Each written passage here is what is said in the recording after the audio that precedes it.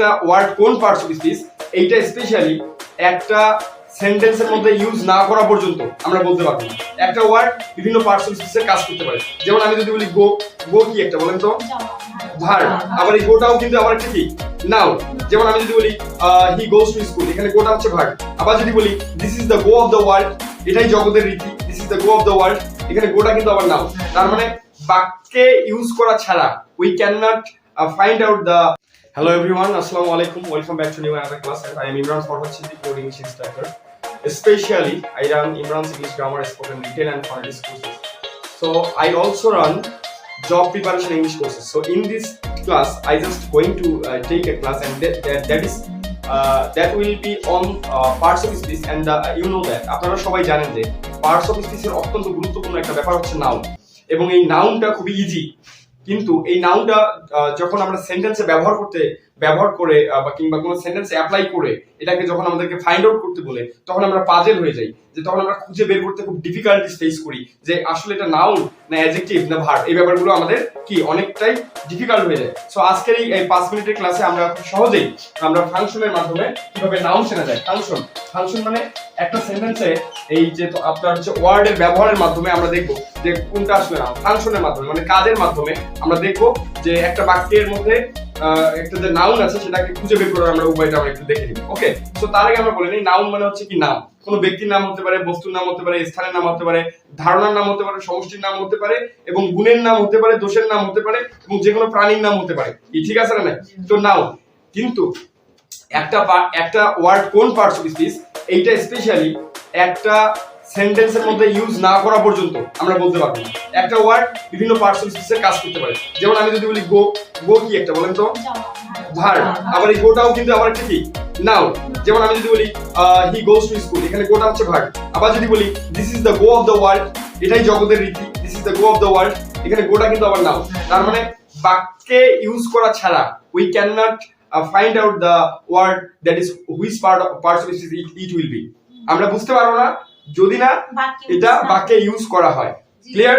যে whether it is noun or whether it is pronoun or whether it is adjective. So আজকের এই ডিসকাশনে, short ডিসকাশনে আমরা ফাংশনের মাধ্যমে, একটা বাক্যে ফাংশনের মাধ্যমে আমরা দেখব যে আসলে নাউনের অবস্থানটা কোথায় কোথায় থাকতে পারে। So just have a focus on the whiteboard and let's see the examples just I have already written on the whiteboard. Number 1, তো নাউন এখানে দেখেন সাবজেক্ট হিসেবে নাউন বসতে পারে। কি হিসেবে নাউন বসতে পারে? সাবজেক্ট হিসেবে। তো দেখেন এখানে আমরা জানি সাবজেক্টের অবস্থান কোথায়? বাক্যের শুরুতে।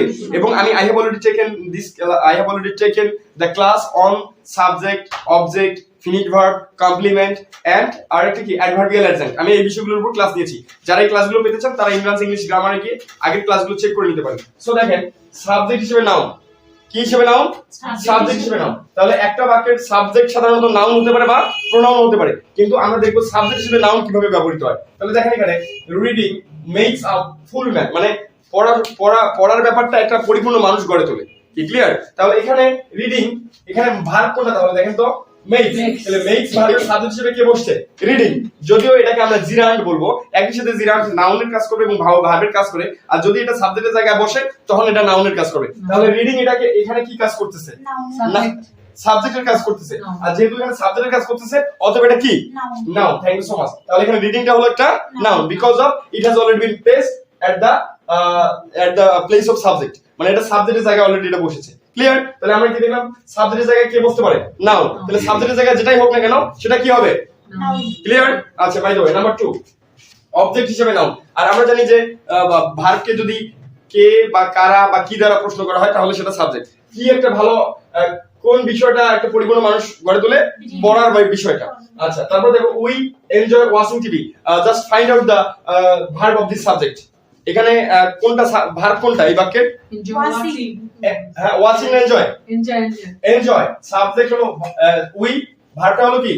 এনজয়। আর এখানে আমরা এনজয় করি। তাহলে আমরা অবজেক্টের জায়গায় কি বসছে? ওয়াচিং। তাহলে আমরা অবজেক্টকে দুইটা উপাদান দিয়ে, ভার্বকে দুইটা উপাদান দিয়ে প্রশ্ন করলে আমরা অবজেক্ট পাই কি বা কাকে। তাহলে আমরা কি এনজয় করতে, আমরা কি এনজয় করতে ভালোভাবে উপভোগ করি? এখানে বলা হচ্ছে ওই যে আমরা উপভোগ করি, আমরা কি উপভোগ করি? তাহলে টিভি, ওয়াচিং টিভি, যে টিভি দেখাটা আমরা উপভোগ করি, তাহলে কি এর উত্তরটা আসলো না? আর ওয়াচিং টা কার জায়গায় বসছে? এখানে অবজেক্টের জায়গায়। তাহলে এখানে অবজেক্টটা ইকুয়াল টু কি? নাউন। আর এখানে রিডিংটা হচ্ছে কি? নাউন। এটা সাবজেক্টের জায়গায় বসছে। কি কথাটা ক্লিয়ার? থার্ড অফ অল, তাহলে অবজেক্ট অফ প্রিপজিশন। আপনারা জানেন প্রিপজিশনের পরে যদি কোনো শব্দ বসে, প্রিপজিশনের পরে যদি যে নাউনটা বসবে বা যে শব্দটা বসবে বা যে ওয়ার্ডটা বসবে, সেটা কিসের কাজ করবে? নাউনের কাজ করবে। প্রিপজিশনের পরে যে ওয়ার্ড বসবে বা যে শব্দটা বসবে, সেটা কিসের কাজ করবে? নাউনের কাজ করবে। তাহলে দেখেন, এটাকে বলা হয় প্রিপজিশনের পরে কোনো নাউন বা প্রোনাউন বসলে সেটাকে বলা হয় প্রিপজিশনের অবজেক্ট। সেটাকে কি বলা হয় আবার ইংলিশ গ্রামারে? প্রিপজিশনের অবজেক্ট। তাহলে দেখেন, অবজেক্ট অফ প্রিপজিশন মানে প্রিপজিশনের অবজেক্ট হিসেবে হি, এটা বাক্যের কি? হিটা বাক্যের কি? সাবজেক্ট। তারপরে গোসটা বাক্যের কি? ভার্ব। আর এটা হলো প্রিপজিশন। তাহলে প্রিপজিশনের অবজেক্ট হিসেবে কি বসছে? কলেজ। তাহলে প্রিপজিশনের অবজেক্ট হিসেবে যেটা বসবে বা প্রিপজিশনের পরে যে ওয়ার্ডটাই থাকুক না কেন, সেটা কি হবে? নাউন হবে। প্রিপজিশনের পরে যদি ভার্বের সাথে আইএনজি যোগ থাকে, তাহলে সেটা কি হিসেবে কাজ করবে? নাউন। অবশ্যই নাউন হিসেবে কাজ করবে। কি ক্লিয়ার? তাহলে এখানে আমরা এটাকে কি হিসেবে কাউন্ট করব? এটাকে আমরা নাউন হিসেবে। কি বুঝতে পারছেন সবাই? আচ্ছা, number 4, subject complement. I have already taught you about the complement and what is subject complement and what is object complement. কমপ্লিমেন্টের ব্যাপারটা সম্পর্কে আমি কিন্তু অলরেডি ক্লাস নিয়েছি। তোমরা যদি ক্লাসটা আবার পেতে চাও, ভিডিওসে গিয়ে তোমরা কমপ্লিমেন্টের ক্লাসটা শিখে নিতে পারো। ক্লিয়ার? তো কমপ্লিমেন্ট কি? কি দ্বারা প্রশ্ন করলে যে উত্তরটা পাওয়া যায় সেটা কমপ্লিমেন্ট। কিন্তু সেই উত্তরটা যদি কোনো বস্তু না হয় তাহলে সেটা কমপ্লিমেন্ট। বস্তু না হয় সেটা কি হতে পারে? কারো পরিচয় বা কারো পদবি বা কারো কোনো গুণাগুণ। এটা একটা কিসের আওতায় পড়তে পারে? কিসের আওতায় পড়তে পারে? কমপ্লিমেন্টের আওতায়। মানে কি এর উত্তরটা, মানে আমরা ভার্বকে প্রশ্ন করব কি দ্বারা, কি দ্বারা প্রশ্ন করার পরে যদি সেটা কি না হয়, বস্তু না হয়, তাহলে সেটা কি হবে? কমপ্লিমেন্ট। তাহলে বস্তু না হয় বাকি বিষয়গুলো কি কি হবে? তাহলে তো এটা নাম, কোনো পদবি বা পরিচয়, কোনো পদবি বা পরিচয় বা কোনো গুণ বলে সেটা কি? কমপ্লিমেন্ট। তাহলে জাস্ট আমি focus on the white board and just let's see the example. তাহলে হি ইজ আ স্টুডেন্ট, এখানে ভার্ব কোনটা? ইজ। তাহলে স্টুডেন্টটা কি এখানে অবজেক্ট? স্টুডেন্টটা কি এখানে অবজেক্ট? কমপ্লিমেন্ট। এটা হচ্ছে কমপ্লিমেন্ট। ইয়েস, এটা কার সম্পর্কে ধারণা দিচ্ছে? সাবজেক্ট সম্পর্কে, হি সম্পর্কে। তাহলে এটা কি সাবজেক্টিভ কমপ্লিমেন্ট না? তার মানে যিনি স্টুডেন্ট তিনি হি, যিনি হি তিনি স্টুডেন্ট। তাহলে এটা কি? এটা হচ্ছে কমপ্লিমেন্ট। এবং এটা কোন কমপ্লিমেন্ট? Subjective complement. কি ক্লিয়ার? যারা কমপ্লিমেন্টের ক্লাসটা পেতে চাও তারা অবশ্যই ভিডিও থেকে ক্লাসটা দেখবা। এবার অবজেক্টিভ কমপ্লিমেন্ট। সাবজেক্টিভ কমপ্লিমেন্ট কার সম্পর্কে ধারণা দিবে? সাবজেক্ট সম্পর্কে। আর অবজেক্টিভ কমপ্লিমেন্ট অবজেক্ট সম্পর্কে। তাহলে এখানে দেখেন, উই মেড হিম ক্যাপ্টেন। তাহলে দেখেন এখানে ভার্ব কোনটা? মেড। আমরা তাকে বানালাম, কি বানালাম? ক্যাপ্টেন। কি এর উত্তর না এটা? তাহলে কি এর উত্তরটা কার সম্পর্কে ধারণা দিচ্ছে? অবজেক্ট কোনটা? হিম। তাহলে হিম সম্পর্কে কি ধারণা দিচ্ছে? যে আমরা তাকে ক্যাপ্টেন বানালাম। ক্যাপ্টেন যিনি হিম তিনি ক্যাপ্টেন, যিনি ক্যাপ্টেন তিনি আবার হিম। তাহলে এখানে অবজেক্ট সম্পর্কে বলতেছে, অতএব অবজেক্ট কমপ্লিমেন্ট হিসেবে কি বলতে পারে? নাউন। কি কথাটা ক্লিয়ার? সাবজেক্ট কমপ্লিমেন্ট হিসেবে কি বলতে পারে? নাউন। আবার অবজেক্ট কমপ্লিমেন্ট হিসেবে কি বলতে পারে? নাউন। কি ক্লিয়ার? আচ্ছা, নেক্সট ওয়ান, অ্যাপোজিটিভ। এই অ্যাপোজিটিভ মানে হচ্ছে কি? ইংলিশ গ্রামারে অ্যাপোজিটিভ এই শব্দটা এসেছে অ্যাপোজিশন থেকে। কি থেকে এসেছে? অ্যাপোজিশন। অ্যাপোজিশন থেকে অ্যাপোজিটিভ। অ্যাপোজিটিভ মানে হচ্ছে কোনো ব্যক্তি বা বস্তু সম্পর্কে অতিরিক্ত তথ্য দেওয়া। কোনো ব্যক্তি বা বস্তু সম্পর্কে অতিরিক্ত তথ্য দেওয়া। তবে এখানে একটা মার্কার থাকবে, আপনি খুব সহজে চিনতে পারবেন। কোনো নাউনের পরে বা কোনো নাউনের পরে যদি কমা দিয়ে তার সম্পর্কে তথ্য তুলে ধরা হয়, দেখুন তো এখানে কমা আছে না নাই? মিস্টার রফিকুল ইসলাম, এখানে কি কমা আছে না নাই? তাহলে কোনো নাউনের পরে কমা দিয়ে যদি কোনো তথ্য তুলে ধরা হয়, ওই নাউন সম্পর্কে যদি কোনো তথ্য তুলে ধরা হয়, তখন সেটাকে আমরা কি বলবো? অ্যাপোজিটিভ। দেখেন তো, mister Rafiqul Islam our English teacher is an honest man. তাহলে এখানে অ্যাপোজিটিভ কোনটা? Our English teacher. এখানে কার সম্পর্কে অতিরিক্ত তথ্য দেওয়া হলো? মিস্টার রফিকুল ইসলাম সম্পর্কে। বেসিক্যালি অ্যাপোজিটিভটা হচ্ছে কোন নাউনের পরে কমা দিয়ে সেই নাউন সম্পর্কে কোনো তথ্য তুলে ধরা হলে তখন সেই পার্টটাকে আমরা কি বলবো? অ্যাপোজিটিভ। কোন নাউনের পরে কি চিহ্ন ব্যবহার করব? তাহলে অ্যাপোজিটিভটা যে থাকবে, তাহলে অ্যাপোজিটিভের আগে কি চিহ্ন থাকবে? কমা চিহ্ন থাকবে। তাহলে কোন নাউনের পূর্বে কমা দিয়ে তার সম্পর্কে কোনো অতিরিক্ত তথ্য তুলে ধরা হলে তাকে ইংলিশ গ্রামারে কি বলা হয়? অ্যাপোজিটিভ। আর অ্যাপোজিটিভটা সমান কি?